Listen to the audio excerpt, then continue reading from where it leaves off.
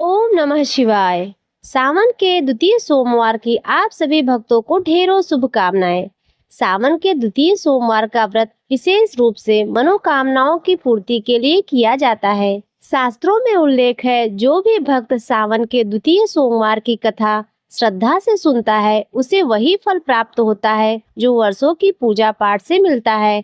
स्कंद पुराण में भगवान शिव जी माँ पार्वती से कहते हैं, हे प्रिय पार्वती, मैं तुम्हें वचन देता हूँ, जो मनुष्य सावन मास में सोमवार का व्रत करेगा उसे अक्षय लोक की प्राप्ति होगी, जो पाप देवता और दानव भी नष्ट नहीं कर सकते।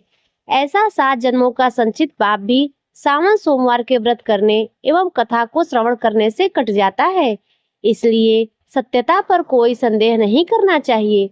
पुत्र की इच्छा रखने वाले मनुष्य पुत्र प्राप्त करते हैं। धन को चाहने वाला मनुष्य धन प्राप्त करता है। यह व्रत जिस अभिष्ट की कामना से किया जाता है वह उसे प्राप्त होता है तथा शिव अर्चना से इस लोक में दीर्घ काल तक वांछित सुख भोग कर अंत में श्रेष्ठ विमान पर बैठकर वह भक्त रुद्र लोक को जाता है, प्रतिष्ठित होता है। प्रिय भक्तों, सावन मास को भगवान शिव का प्रिय महीना माना जाता है।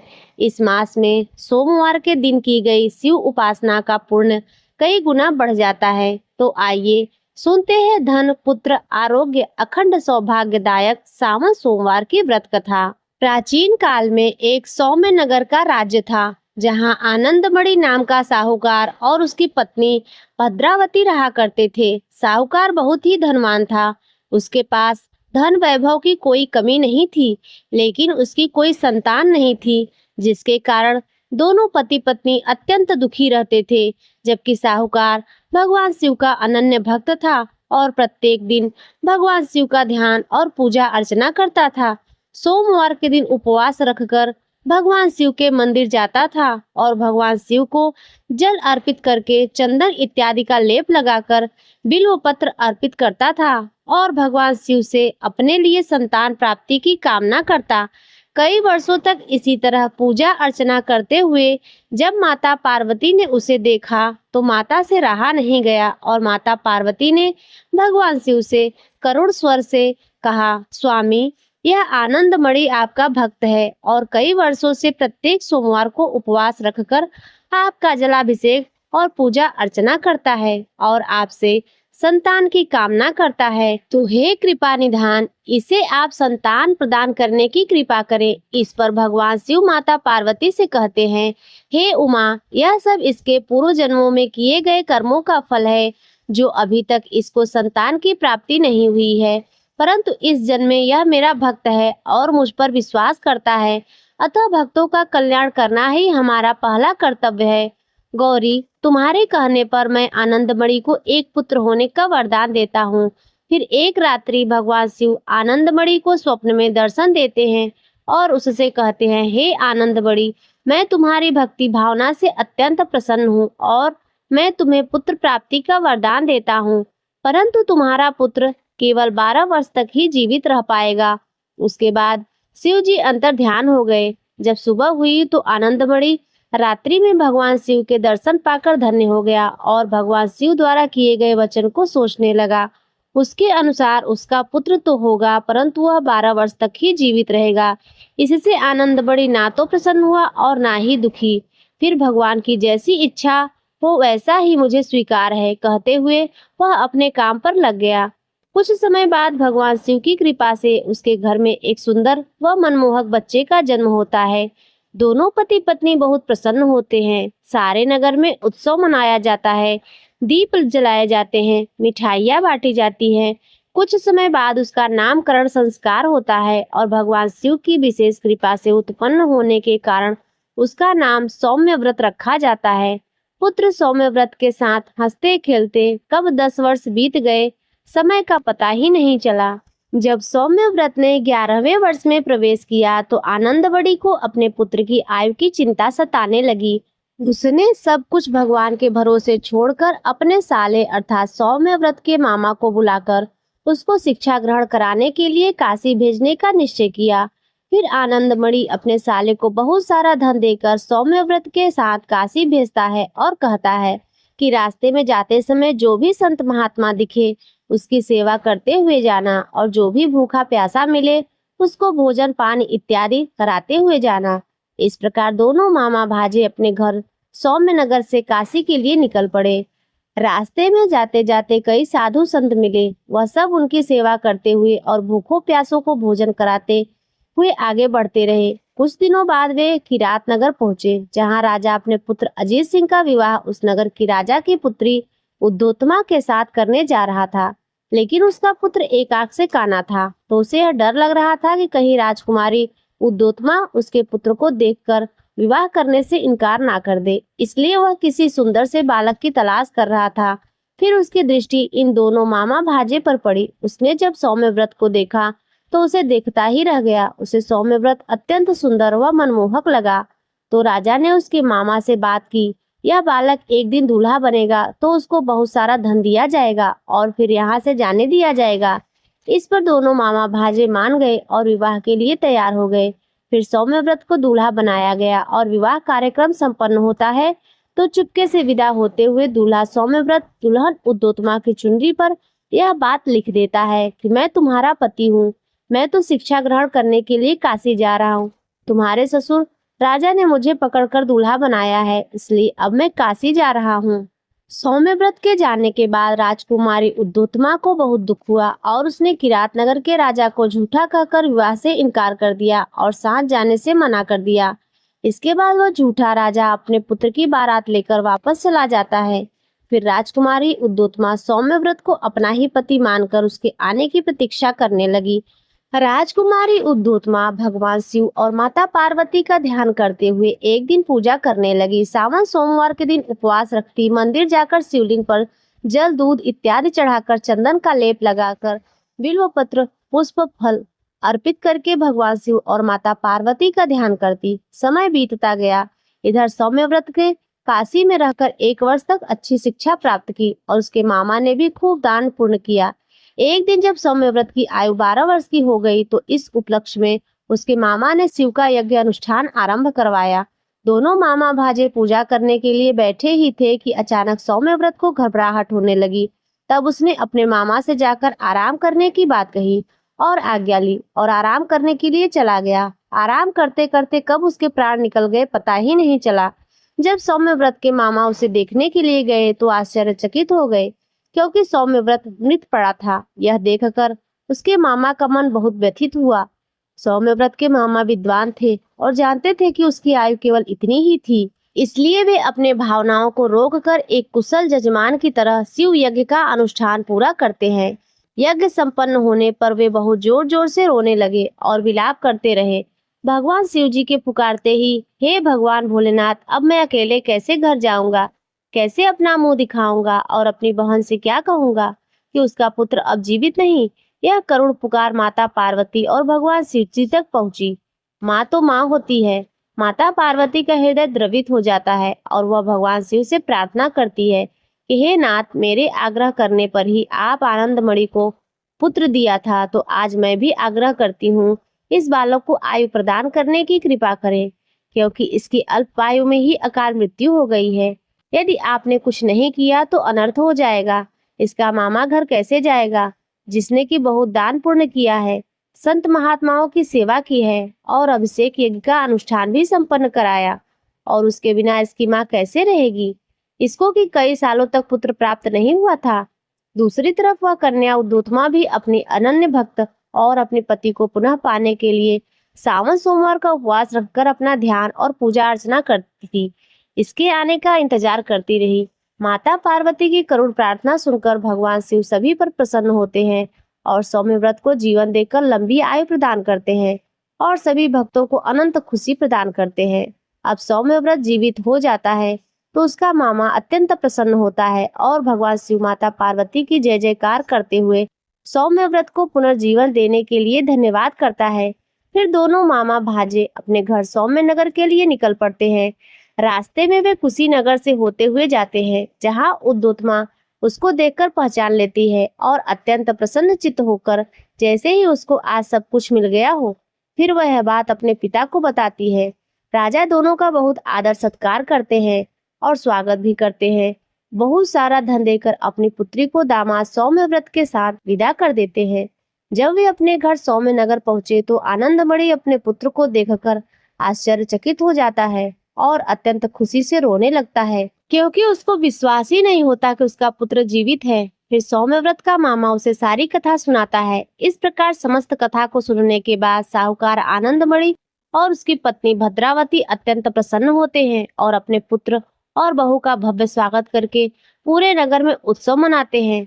सभी लोग भगवान शिव और माता पार्वती की अनंत कृपा दया भक्ति के लिए धन्यवाद करते हैं, जय जयकार करते हैं। इस प्रकार सभी लोगों का जीवन अत्यंत सुखमय हो जाता है और सभी प्रसन्नता पूर्वक जीवन जीने लगते हैं। प्रिय भक्तों, आज सावन के दूसरे सोमवार के दिन कामिका एकादशी का व्रत भी है। आज दो व्रतों का शुभ संयोग भी है। आज इस व्रत कथा को अधिक पुण्यदायी बनाने के लिए सुनते हैं एक और पुण्यदायी कथा। सावन के इस पावन महीने में महादेव की तीसरी आंख आपकी ओर प्रेम से खुल जाए और माता पार्वती की ममता आपकी हर मुराद, हर मनोकामनाओं को पूर्णता का वरदान दे। कहते हैं जो भी भक्त इस कथा को पूरे भाव से सुनता है, उसके जीवन की हर उलझन, हर पीड़ा स्वयं भोलेनाथ की कृपा से धीरे धीरे सुलझने लगती है। तो आइए सुनते हैं अद्भुत सावन की शिव पार्वती की अमर प्रेम कथा। बहुत समय पहले की बात है। एक छोटी सी सुंदर नगरी थी जहाँ हरियाली अपनी बाहों में आकाश को समेटे रखती थी। वहाँ की हवाओं में भी तुलसी की खुशबू बसती थी और हर घर में प्रतिदिन शिव पार्वती और लक्ष्मी नारायण के नाम की गूंज सुनाई देती थी। पर वैदेही के जीवन में एक ही पीड़ा थी। उसके विवाह को 5 वर्ष हो चुके थे।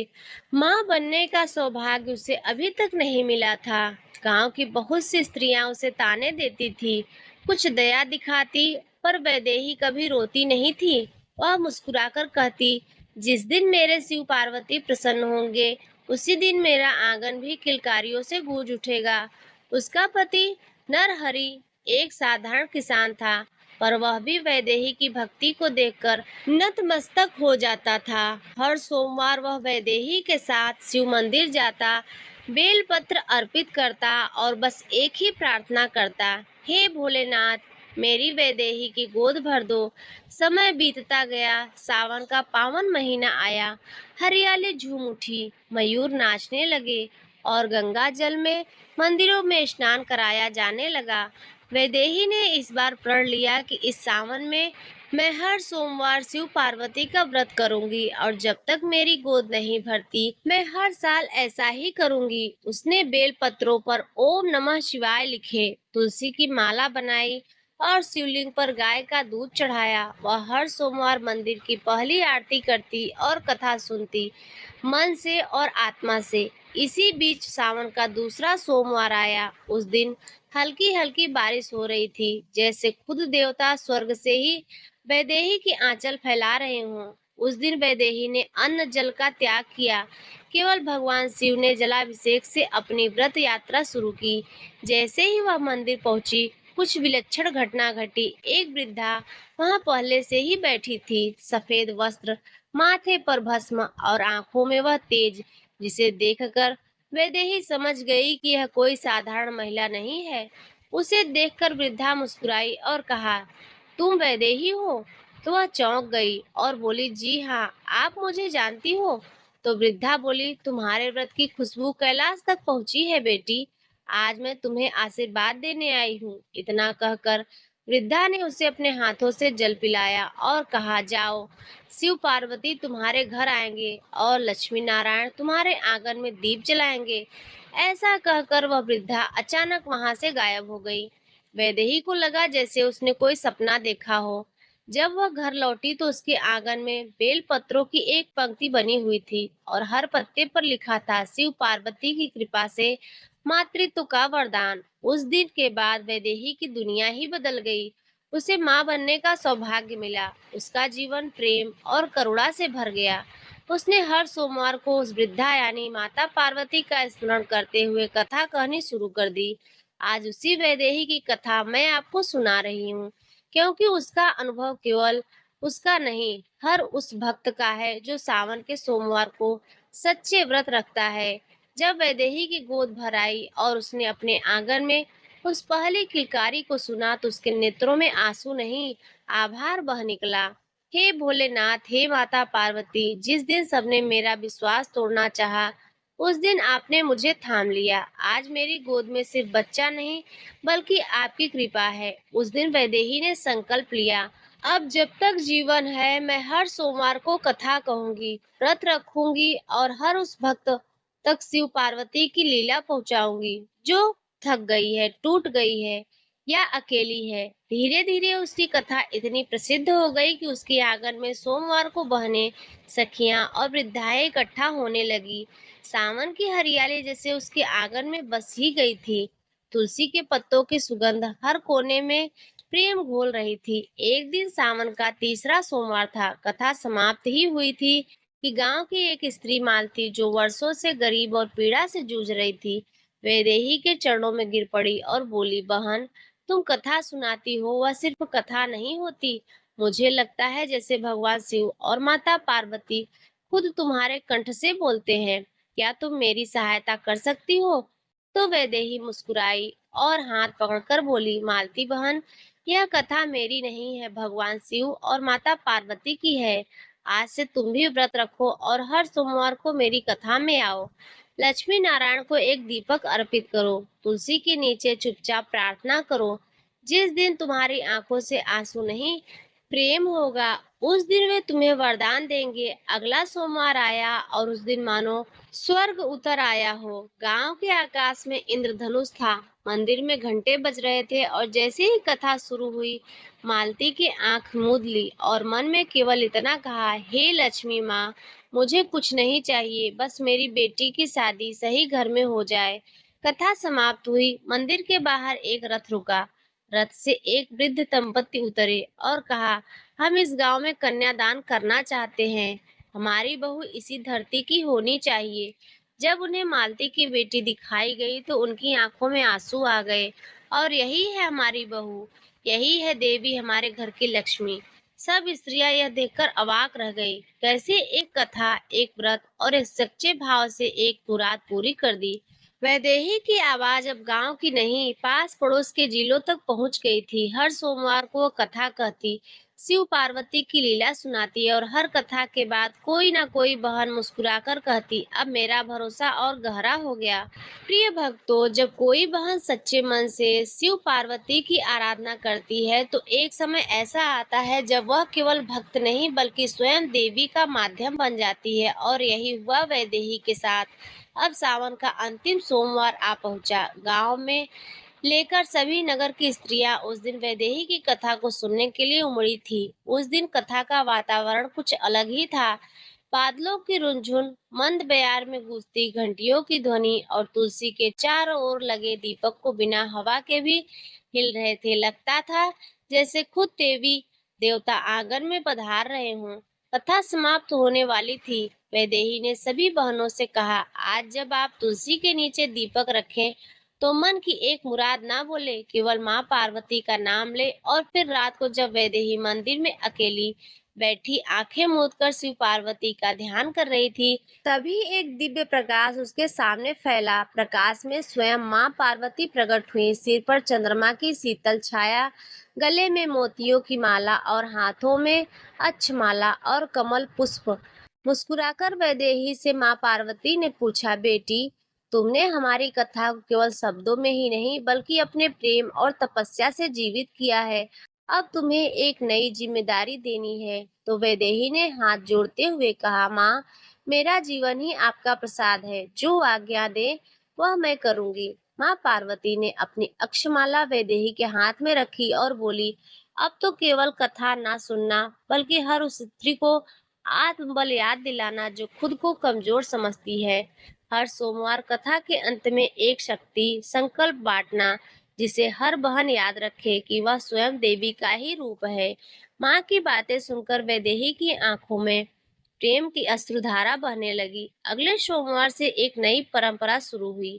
अब हर कथा के अंत में वैदेही सभी बहनों को एक एक कमल पत्र देती और कहती, आज से तुम एक शक्ति संकल्प लो, चाहे जैसे भी हालात हो, तुम अपने जीवन को अपने विश्वास और भक्ति से संवारोगी। तुम देवी हो, तुम्हारी गोद में शक्ति है, तुम्हारी वाणी में करुणा है और तुम्हारे व्रत ब्रह्मांड की सबसे पवित्र शक्ति बसती है। प्रिय भक्तों, यह केवल शब्द नहीं थे, यह उन बहनों की धड़कन बन गए जो कभी अकेली थी, टूटी थी और डरी हुई थी। वह हर सोमवार बेलपत्र लेकर मंदिर जाती और कहती, वैदेही की शक्ति कथा की साक्षी हुई। और इसी बीच लक्ष्मी नारायण ने एक बार फिर वैदेही को दर्शन दिए और उन्होंने कहा, बेटी, सावन के महीने में जो शिव की भक्ति करता है उसकी सुरक्षा स्वयं मैं करता हूँ। शिव पार्वती प्रिय हो तो हमारी भी प्रिय हो और तुम्हारे प्रेम से हम भी खींचे चले आए। आश्रम के भीतर उस दिन जो कथा कही वह केवल एक साध्वी की कहानी नहीं थी, वह हर उस नारी की कहानी थी जो आपने प्रेम, श्रद्धा और आस्था के साथ भगवान की राह में अडिग रहती है। प्रिय भक्तों, आगे की कथा में शिव पार्वती लक्ष्मी नारायण जी के साथ हमारे जीवन की आस्था, भक्ति और विश्वास पूरी तरह समा जाता है। वह पावन सोमवार धीरे धीरे संध्या की ओर बढ़ रहा था। आकाश में हल्की वर्षा की बूंदें पड़ रही थी और बेल पत्रों से लिपटा शिवलिंग सुगंध से महक रहा था। कनकवती अब एक पूर्ण रूप से परिवर्तित आत्मा बन चुकी थी, भगवान शिव और माता पार्वती की सेवा में समर्पित हो चुकी थी। उस दिन माता लक्ष्मी स्वयं अपने कर कमलों से कनकवती के कक्ष में आई। उनके साथ भगवान श्री नारायण थे। उन्होंने कहा, प्यारी कनकवती, तुमने केवल व्रत नहीं किया, तुमने अपने भाव से देवताओं का हृदय जीत लिया है। शिव पार्वती के प्रति तुम्हारी प्रेम, भक्ति और तुम्हारा विश्वास तुम्हें उस सुख की ओर ले जाएगा जिसकी तुमने कभी कल्पना भी नहीं की थी। अगले ही क्षण महादेव जी स्वयं प्रकट हुए।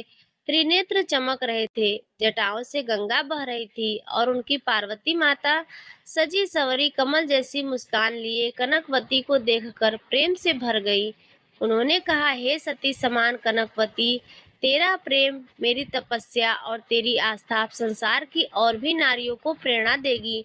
जो स्त्री सावन सोमवार को इस कथा को सुनेगी वही फल प्राप्त करेगी जो तुमने किया है। उसका दुख कटेगा, रोग मिटेंगे, संतान सुख मिलेगा और वैवाहिक जीवन में प्रेम की धारा बहेगी। कनकवती ने आंसुओं से भीगी आंखों से सबको नमन किया। अब वह केवल एक साधारण स्त्री नहीं, वह एक आदर्श बन चुकी थी। उस दिन गांव के मंदिर में शिव पार्वती और लक्ष्मी नारायण जी की विशेष पूजा हुई। सभी भक्तों ने मिलकर बेलपत्र चढ़ाए, मंत्र गाए और एक साथ उस कथा को दोबारा सुना, जो अब सावन के हर सोमवार को सुनने योग्य बन चुकी थी। मंदिर की घंटियों ने स्वर, हरियाली से लहलहाती तुलसी की पत्तियां, चंदन की सुगंध, भक्तों की आंखों में मरता विश्वास और उस कथा का मधुरता, इन सब से मिलकर वह वातावरण ऐसा बन चुका था जैसे स्वयं कैलाश और बैकुंठ धरा पर उतर आए हों। और तब शिवजी ने आकाश की ओर देखा, मुस्कुराए और बोले, जब धरती पर सावन आएगा, जब जब बहनें प्रेम से इस कथा को सुनेंगी, पार्वती और लक्ष्मी नारायण के जीवन को सुखों से भर देंगे और कनकवती की तरह उनका जीवन भी धन्य हो जाएगा।